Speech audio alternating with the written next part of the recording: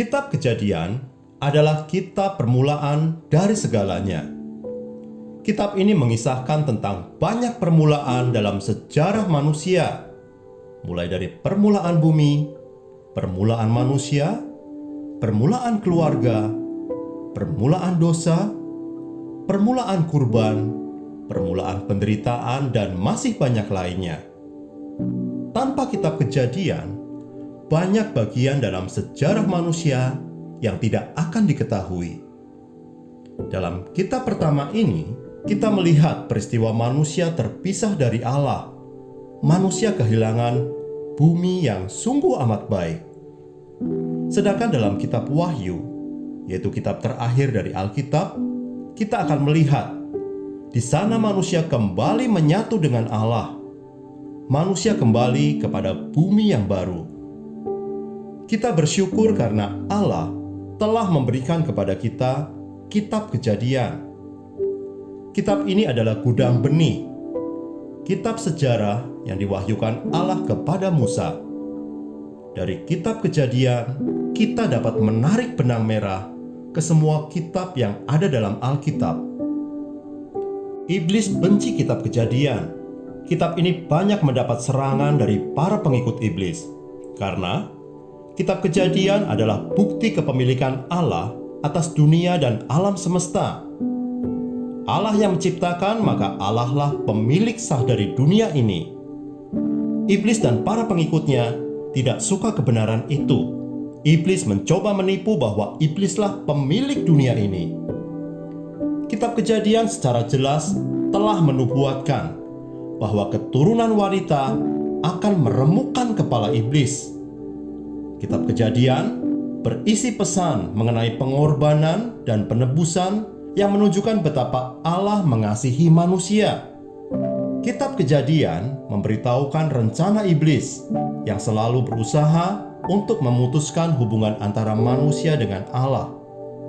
Kitab Kejadian memberikan informasi kunci tentang pembenaran. Ya, pembenaran yang hanya oleh iman melalui apa yang Abraham contohkan. Kitab Kejadian berisi perjanjian Allah kepada Abraham. Allah sebagai pemilik sah dari dunia ini berjanji akan mewariskan kembali otoritas tanah atau dunia ini kepada keturunan Abraham. Dan keturunan Abraham akan menjadi berkat untuk semua bangsa di dunia. Alasan-alasan itulah yang membuat iblis benci kepada kitab Kejadian. Pasal 1 sampai pasal 11 dari kitab Kejadian seringkali dianggap sebagai kisah fiksi. Banyak orang menganggap kisah ini hanyalah dongeng atau kisah simbolik dan bukan bagian dari pewahyuan Allah. Yesus Kristus justru percaya isi kitab Kejadian. Terbukti saat ia berbicara tentang penciptaan manusia atau tentang kisah air bah di zaman Nuh.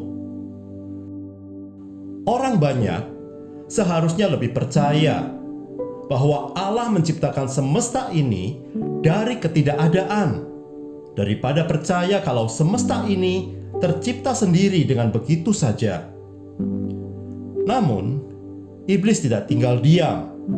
Melalui banyak hal, termasuk lewat ilmu pengetahuan, dari hasil analisa dan penelitian para pakar, iblis berusaha menghilangkan kebenaran tentang penciptaan langit dan bumi. Tidak salah jika manusia berpikir dan berteori, karena Allah lah yang memberikan pikiran dan akal kepada manusia. Namun, sebaiknya pikiran kita sejalan dengan kebenaran firman Allah. Ilmu pengetahuan berkata, bumi terbentuk dari gaya gravitasi yang menarik partikel-partikel debu di angkasa, lalu membentuk batuan. Dan batuan-batuan itu terus berproses. Mereka saling menyatu selama berjuta-juta tahun di angkasa, hingga akhirnya terbentuklah bumi. Hasil penelitian yang dilakukan oleh para ahli pada lapisan-lapisan bumi dapat menentukan berapa usia bumi kita saat ini. Sedangkan dalam Alkitab, Tuhan Allah cukup berfirman, maka terciptalah langit dan dasar bumi.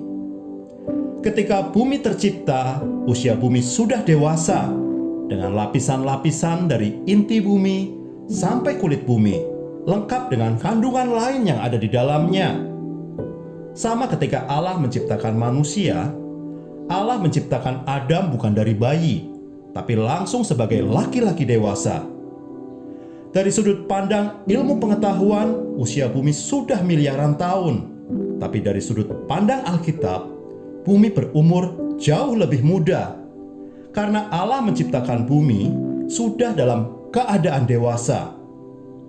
Ilmu pengetahuan bisa jadi betul, tapi kebenaran Alkitab yang diwahyukan oleh Allah tidak mungkin salah. Betul? Belum tentu benar.